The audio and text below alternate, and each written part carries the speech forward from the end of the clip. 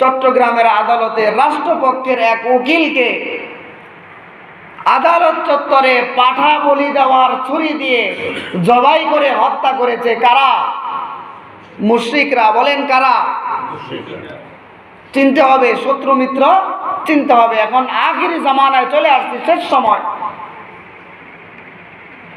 এখনো যদি না চিনেন তো এইভাবে পিছন থেকে খুব গাড়ির মধ্যে পড়ে যাবে, টের পাবেন না। আমাদেরকে বলা হয় না যে কারো উস্কানিতে পা দিবেন না। উস্কানিতে পা দিব কেন? আমরা গর্দানটা দিয়ে দেবো, এই তো।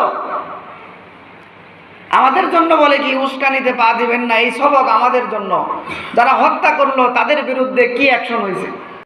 পরিকল্পিতভাবে তাকে হত্যা করা হয়েছে। তাকে হত্যা করার একদিন দুই দিন আগের থেকেই তারা ফেসবুকে তাদের স্পষ্ট একদম পাবলিক পোস্ট ছিল যে তাদের হিন্দু সমস্ত উকিলরা একমত পোষণ করছে যদি শুনানি কালকে না হয় আদালতে, তাহলে সাইফুল ইসলামকে আদালত চত্বর থেকে বের হইতে দেওয়া হবে।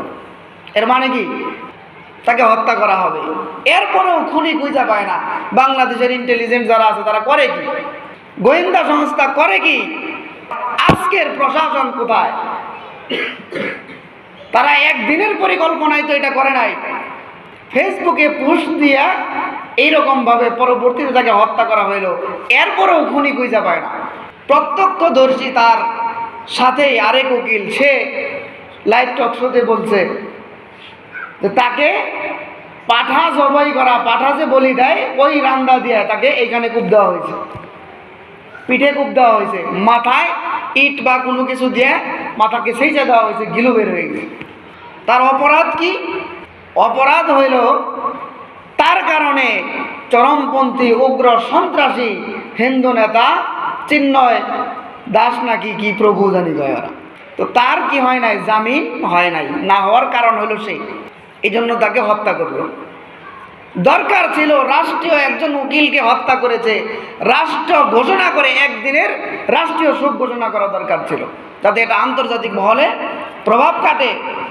কিন্তু রাষ্ট্র এটা করতে পারে নাই, কারণ খায় দেশের, থাকে দেশে, আর পা চাটে ভিনদেশীদের। এই জন্য রাষ্ট্র করতে পারে না এটা। যদি ইমানি শক্তিতে বলিয়ান হইতো তো রাষ্ট্র অবশ্যই এই ব্যাপারে কঠোর বার্তা দিত।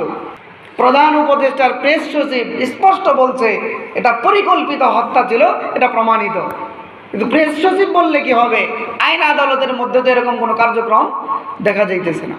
হাদিসের মধ্যে রাসূলুল্লাহ সাল্লাল্লাহু আলাইহি ওয়াসাল্লাম বলেন, আল মুসলিমু কারাজুলিন ওয়াহিদিন, পুরা মুসলিম উম্মাহ মুমিনরা এটা এক দেহের মতো। ইনিস্তাকা আইনুহু ইস্তাকা কুল্লু, যেরকম একজন মানুষের চোখে আঘাত পাইলে পুরা শরীরে কি তার যন্ত্রণা অনুভব করে, ওয়া ইনিস্তাকা রাসুহু ইস্তাকা কুল্লু, মাথায়ও যদি আঘাত পায় পুরা শরীরে ব্যথায় জর্জরিত হয়, পুরা শরীরে জ্বর এসে যায়। তো মুমিনের অবস্থা এমন হবে, পৃথিবীর যে কোনো প্রান্তে কোনো মুমিন আক্রান্ত হইলে গোটা দুনিয়ার মুমিনরা, মুসলিমরা এর বেদনা তাদের দিলে ধারণ করবে। তা আমাদের অবস্থা বড় ভয়ানক। এত গাফেল একজন এমন এক হিন্দু নেতা যার বিরুদ্ধে মন্দিরে আশ্রয় নেওয়া, শিশুদেরকে ধর্ষণের অভিযোগ, শুধু অভিযোগ না প্রমাণিত হওয়াতে তাকে ওই মন্দির থেকে বহিষ্কারও করেছে, এমন একজন দুশ্চরিত্রবান প্রমাণিত ধর্ষক, শিশু ধর্ষণকারী, হারামজাদা, তাকে গ্রেপ্তার করেছে। এরপরেও জানার পরেও পুরা সব হিন্দু সমাজ ঐক্যবদ্ধ হয়ে গেছে তার মুক্তির জন্য। তো তারা তো তাদের জায়গায় ঠিক আছে, যে অপরাধ করলে অপরাধ করছে সেটা ভিন্ন কথা, কিন্তু সে হিন্দু, এই জন্য তার মুক্তি লাগবে। এজন্য আমরা তার পক্ষে। বিগত সময়ে আমরা দেখতাম আলেম ওলামারা কিছু বললেই কথায় কথায় পাকিস্তানের দোষর, পাকিস্তানের দোষর, এই বলতো কিনা এই কথা? হ্যাঁ, শোনেন নাই কেউ? জয় বাংলা আর পাকিস্তানের দোষর, এই দুইটাই তো মূল বক্তব্যই ছিল, পাওয়ার হাউস। দিনের কথা, ইসলামের কথা, হক কথা বললেই বলতো কি পাকিস্তানিদের দোষর। কিন্তু এত আলেমকে, হাজার হাজার আলেমকে মাত্র 7 দিনের মধ্যে গ্রেপ্তার করা হলো। পাকিস্তান থেকে একটা বিবৃতি আসছে বুঝেন নাই? পাকিস্তান সরকার কোনো বিবৃতি দিছে যে এদেরকে কেন গ্রেফতার করা হলো, নিন্দা জানাই, দ্রুত ছাড়া হোক, দিছে? দেয় নাই। পাকিস্তানের যদি দালাল হইতো, দূষর হইতো, যদি তাদের এজেন্ট হইতো, বিবৃতি আসতো কিনা? কিন্তু এই চিন্ময়, এই হারামজাদা, এটাকে যখন গ্রেপ্তার করা হইল, 24 ঘন্টার মধ্যে ভারতের কেন্দ্রীয় পররাষ্ট্র মন্ত্রণালয় নিন্দা জানাইছে, যাতে দ্রুত তাকে কি করা হয়, মুক্তি দেওয়া হয়। তাহলে বুঝতে পারেন তো এটা দিল্লির দাস কিনা, দিল্লির গোলাম কিনা। এটা বাংলাদেশে সাম্প্রদায়িক দাঙ্গা লাগানোর জন্য দিল্লির নিয়োগকৃত এজেন্ট। এটা বাংলাদেশের কুত্তা বিড়াইও তো ওরে চিনে না, দিল্লি চিনল কেমনে? বাংলাদেশের সমস্ত হিন্দুরা ওরে চিনত না, দিল্লি কেমনে চিনল? বুঝেন নাই? সোজা বিষয় না তো, এত সহজ না, বুঝতে হবে। মুসলমানের বিরুদ্ধে আমরা তো মনে করছি কি কেরা কি করবো আমরা, 18 কোটি মুসলমান, কি ঘোড়ার ডিমটা ফালাইতে পারছেন 18 কোটি মুসলমান? আদালত চত্বরে একজন মুসলিম আইনজীবীকে খোলা আকাশের নিচে জবাই করলো, কি করছেন? আমরা সংখ্যায় বেশি বিদায় আমাদের বিরুদ্ধে চক্রান্ত তত গভীর। আমরা দুর্বল হইলে চক্রান্ত এত কঠিন হইতো না। আমাদের সংখ্যা বেশি বিদায় আমাদের জন্য চক্রান্ত কি অত্যন্ত সূক্ষ্ম থেকে সূক্ষ্ম চক্রান্ত। অন্যথায় এর মতো একজন লোক, যাকে দেশের মানুষই চিনে না, দিল্লির পররাষ্ট্র মন্ত্রণালয় থেকে কি আসে, বিবৃতি আসে। হাসিনা পালিয়ে গেল, হাসিনার জন্য বিবৃতি কিন্তু আসে নাই, আসছে দিল্লি বিবৃতি দিছে, দেয় নাই। ওকে ওর জন্য দেয় কেন? এই জন্য মুফতি হারুন ইসলাম সাহেব বলছেন কি চরম বাস্তব কথা, যে সাপের মাথা দিল্লিতে কিন্তু লেজ চট্টগ্রামে। বাংলাদেশে সাপের লেজ, মাথা দিল্লিতে। সাপের লেজ কারা? এই ইসকন নামক উগ্র চরমপন্থী হিন্দুরা, এরাই সাপের লেজ। উদ্দেশ্য হইল যদি একটা সাম্প্রদায়িক দাঙ্গা এই দেশে লাগানো যায়, ভারত শান্তি রক্ষার নামে এই দেশে সেনাবাহিনী পাঠিয়ে দেবে। দেশের সার্বভৌমত্ব 24 ঘন্টার মধ্যেই শেষ। মুসলমান হিন্দু মারামারিতে লিপ্ত থাকবে, আর ওইদিকে ওরা পুরো দেশ দখল করে নিয়ে যাবে। এটা টার্গেট। এই জন্যই সরকার যে কোনোভাবে বুঝতে পারছে, বিদায় তাকে কি গ্রেফতার করেছে। তো যাই হোক, বোঝা দরকার। কথা বলার উদ্দেশ্য হইল, তার জন্য পুরা হিন্দু সমাজ দেখছেন আদালত চত্বরে কি করছে। আদালতের যেই এরিয়াতে সাধারণদের প্রবেশ নিষেধ, আইন ভঙ্গ করে হিন্দু উকিলরা সেইখানে এই উগ্র হিন্দু সন্ত্রাসীদেরকে ঢোকার ব্যবস্থা করে দিচ্ছে। এত আলেম, হাজার হাজার আলেম গ্রেপ্তার হয়েছে, তাদের জন্য কোনো মুমিন মুসলমান এরকম করছে। আজকের এই জবাই যদি কোনো মুসলমান না হইয়া কোনো হিন্দু হইতো, তাইলে পরিস্থিতিটা কি হইতো বলেন তো? মুসলমানকে পরিকল্পিত জবাই করে আবার সংবাদ সম্মেলন করে বলছে কি মুসলমানরা হিন্দু মনে করে মেরে ফেলছে। মুসলমান বর্তমানে ভাসমান খড়কুটার মতো হয়ে গেছে। এই জন্য এত তামাশা করার সুযোগ মুসলমানদের সাথে পাইতেছে। হাদিসের মধ্যে রাসূলুল্লাহ সাল্লাল্লাহু আলাইহি ওয়াসাল্লাম বলেন, ইসাবাতান মিন উম্মতি আখরাজাহুমুল্লাহু মিনান নার, ইসাবাতুন তাগজুল হিন্দা ওয়া ইসাবাতুন তাকুনু মা ঈসা ইবনে মারইয়াম। আল্লাহর রাসূল বলেন সাল্লাল্লাহু আলাইহি ওয়াসাল্লাম যে আমার উম্মতের 2টা দল, তাদেরকে আল্লাহ তাআলা বিনা হিসাবে জান্নাতে দিয়ে দিবেন। কয়টা দল? 2টা দল। 1 নাম্বার ইসাবাতুন তাগজুল হিন্দা, ওই দল যারা হিন্দুস্তানের গাজওয়াতুল হিন্দে অংশগ্রহণ করবে।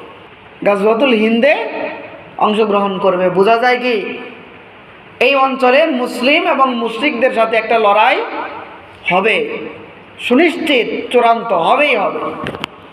এবং হিন্দু ধর্মগ্রন্থ মতেও, তাদের ধর্মীয় বিবৃতি মতেও লড়াই হবে, এবং তারা সেটার প্রস্তুতি নিতেছে। কিন্তু মুসলমানদেরই বেখবর, গাফেল। মুসলমানরা যদি এগুলোর ব্যাপারে সজাগ করে, সচেতন করে, তাহলে তাদেরকে জঙ্গি সন্ত্রাসী তকমা দিয়ে মুসলমানরাই তাদেরকে গ্রেফতার করে। অথচ ইন্ডিয়া দেখেন, পুরা ইন্ডিয়ার যদি আপনি খোঁজখবর রাখেন, বিভিন্ন মন্দিরে একেবারে সশস্ত্র ট্রেনিং এখন দেওয়া হয়। বর্তমানে তরবারি চালানো শেখানো হয়, তীর চালানো শেখানো হয়। কেন শেখানো হয়? তারা স্পষ্ট বলতেছে আমরা আগামীর যুদ্ধের প্রস্তুতি নিতেছি।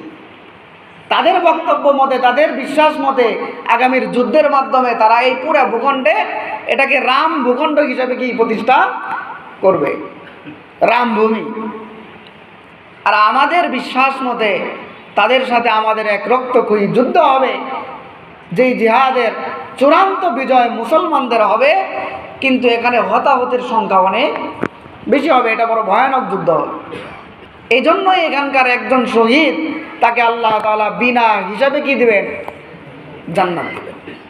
যে পরিস্থিতি যেদিকে যাচ্ছে, এতে তো এটাই বোঝা যায় যে অ্যাডভোকেট সাইফুল ইসলাম রাহিমাহুল্লাহু তাআলা সেই যেন এই প্রজন্মের গাজওয়াতুল হিন্দের প্রথম শহীদ। তাকে হত্যা করা হয়েছে জয় শ্রীরাম স্লোগান দিয়ে। ভিডিও আছে আমার কাছে, আমার মোবাইলই আছে, মসজিদে এখন কারো লাগলে আমার কাছ থেকে নিয়ে দেখেন। তাকে হত্যা করা হয়েছে কি বলে? জয় শ্রীরাম বলে। আমরা এতদিন দেখতাম ইন্ডিয়ায় জয় শ্রীরাম বলে মুসলমানদেরকে হত্যা করা হইতো, আজকে আমার দেশে হত্যা করা হইতেছে। কারণ আমরা বেখবর, আমরা গাফেল। অতএব আমাদেরকে সচেতন হইতে হবে, সজাগ হইতে হবে, গাফেল থাকার কোনো সুযোগ নাই। এবং আরেকটা বিষয় গুরুত্বপূর্ণ, সেটা আমি প্রথমে আয়াত পড়েছি। আল্লাহ তাআলা বলেন, ইয়া আইয়ুহাল্লাযীনা আমানু ইন জাআকুম ফাসিকুম বিনাবাইন ফাতাবায়ানু, যে হে ঈমানদাররা, তোমাদের কাছে যদি কোনো ফাসিক, পাপিষ্ঠ, দুষ্কৃতিকারী, কোনো শয়তান, মিথ্যাবাদী যদি কোনো সংবাদ নিয়ে আসে, ফাতাবায়ানু, তবে তোমরা সেটাকে কি করো? যাচাই বাছাই করো। একটা সংবাদ আসলো আর মাইনে নিলাম, এটা না, কি করো? যাচাই বাছাই করো। আন তুসিবু কওমান বিজাহালাতিন ফাতুসবিহু আলা মা ফাআলতুম নাদিমিন। হইতে পারে ফাসিকের সংবাদ শুনেই একজনকে একটা মনে করে বসছো, অপবাদ দিয়া বসছো, পরবর্তীতে দেখা গেল এটা মিথ্যা, ভুল। এই জন্য তখন তোমাকে কি করতে হবে? লজ্জিত হইতে হবে। বর্তমানে সাংস্কৃতিক জগৎ, মিডিয়া জগৎ, সংবাদ মাধ্যম, এইটা হইল মুসলমানদের বিরুদ্ধে সবচেয়ে বড় হাতিয়ার। মুসলমানদের বিরুদ্ধে দুইভাবে যুদ্ধ হয়। এক নাম্বার হলো সাংস্কৃতিক যুদ্ধ, বুদ্ধিভিত্তিক যুদ্ধ, আরেকটা কি? মাঠে ময়দানে। তো মাঠে ময়দানেরটার চাইতে ভয়ানক হইল বুদ্ধিভিত্তিক যুদ্ধ। এখানে এমনভাবে প্রচার হবে, মাঠে ময়দানের যুদ্ধ হইলে তো মুসলমানের পক্ষে চলে আসবে স্পষ্ট, কিন্তু বুদ্ধিভিত্তিক যুদ্ধ এটা এমন ভয়ানক প্রচারণা এমন হবে যে মুসলমানই দেখবেন তাদের প্রচারণায় মুসলমানের বিরুদ্ধে, তাদের প্রচারণায় মুগ্ধ হয়ে তাদের প্রচারণা বিশ্বাস করে এক মুসলমান আরেক মুসলমানকে কি মনে করবে? সন্ত্রাসী মনে করবে। এটাই বর্তমানে হইতেছে কিনা? এই জন্য আল্লাহ তাআলা ওই 1400 বছর আগেই সতর্ক করে দিয়েছেন যে ফাসিকের সংবাদ গ্রহণ করা যাবে না, সংবাদ আনছে যাচাই করো। হাদিসের মধ্যে আল্লাহর রাসূল বলেন, কাফা বিল মারই কাযিবান আই ইউহাদ্দিসা বিকুল্লি মা সামিআ। কোনো মানুষ মিথ্যাবাদী হওয়ার জন্য এটাই যথেষ্ট যে সে যা শুনে তাই বলে দেয়, শোনা মাত্রই বাস বিশ্বাস করে নিলাম। এটা করা যাবে না, সাবধান, সতর্ক থাকতে হবে। আর এখন শেষ সময়, মুসলমানদের করুণ মুহূর্ত, পুরা মিডিয়া জগৎ মুসলমানদের পক্ষে রায়, এগুলো বিরুদ্ধে। এই জন্য মিডিয়ার সংবাদ দেখেই কি করা যাবে না? যাচাই বাছাই ছাড়া প্রচার করা যাবে না। অতএব সজাগ থাকতে হবে। এরা এমনভাবে প্রচারণা করবে, মুসলমানদেরকেই সন্ত্রাসী হিসেবে দেখাবে। যেরকম সময় TV, BTC news, DBC news সহ বিভিন্ন টিভিতে দেখলাম তারা হেডিং শিরোনাম দিয়েছে কি, তাদের হেডলাইনের মধ্যে লেখা রাখছে এটা ওই হিন্দুদের বক্তব্য। হিন্দু মনে করে সাইফুল ইসলামকে হত্যা করেছে, হিন্দু মনে করে সাইফুল ইসলামকে হত্যা করেছে। এইটা হলো ডাইরেক্ট এই কথাটা তারা শিরোনামে লিখছে। চ্যানেল 24 আছে, এরা হুবহু এই নিউজ এই শিরোনাম করছে। অথচ এইটা কি বাস্তবতা?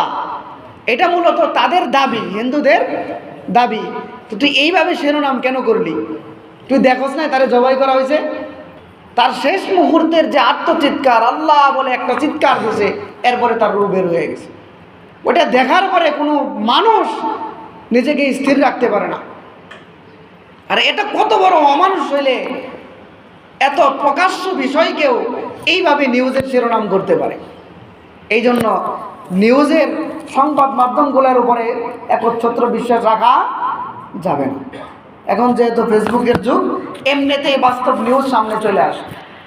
আল্লাহ তাআলা আমাদেরকে বুঝার এবং সজাগ সতর্ক থাকার তৌফিক দান করেন। যারা সুন্নত পড়ি নাই 4 রাকাত সুন্নত পড়ি নি।